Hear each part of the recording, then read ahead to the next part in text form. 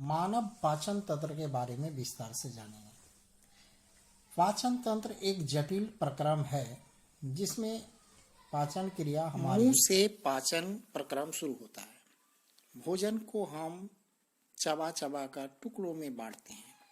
ये चबाया हुआ भोजन ओएसोफेगस यानी ग्रास नली से होकर ये नीले रंग के आमाशय में पहुंचता है, जहां भोजन लगभग 4 घंटा तक पचता है।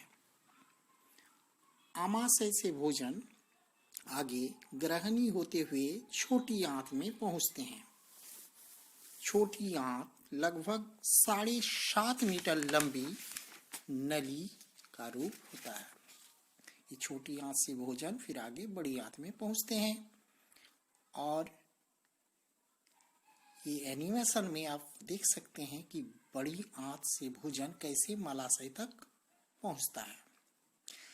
आमाशय एक थैलानुमा रचना होता है जिसके अंदर जठर ग्रंथि होता है जो भोजन का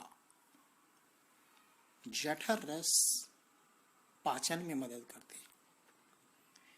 ये भोजन आगे छोटी आंत से धीरे धीरे आगे बढ़ता है। छोटी आंत के अंदर भोजन का पूरा पाचन और अवशोषण होता है। विलाय ये छोटी छोटी ग्रंथि भोजन को अवशोषित कर लेते हैं और हमारे रक्त में मिल जाता है, जो हमारे शरीर में पहुंचकर हमें ऊर्जा प्रदान करते हैं। ये भोजन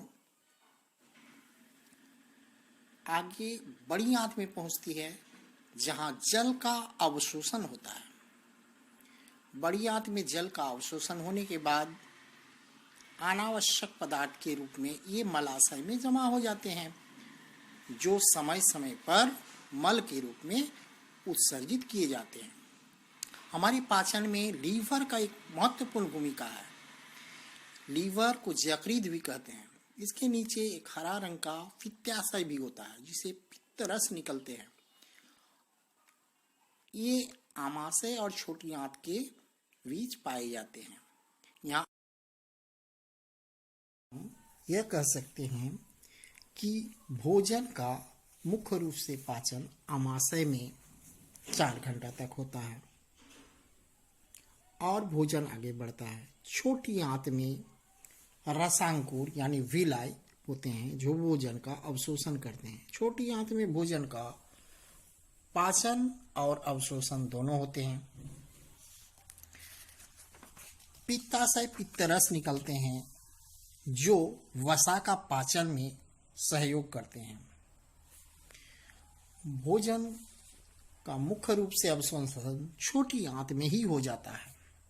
भोजन के संपूर्ण अवशोषण के बाद भोजन आगे बड़ी आंत में पहुंचता है जहां सिर्फ जल का अवशोषण होता है। अब भोज्य पदार्थ में कुछ आवश्यक चीज बचा हुआ नहीं रहता, जो जाके मलाशय में जमा होता है और ये मल के रूप में समय समय पर मल त्याग द्वारा उत्सर्जन कर दिए जाते हैं। इस तरह से हमारा संपूर्ण पाचन क्रिया संपन्न होता है। धन्यवाद।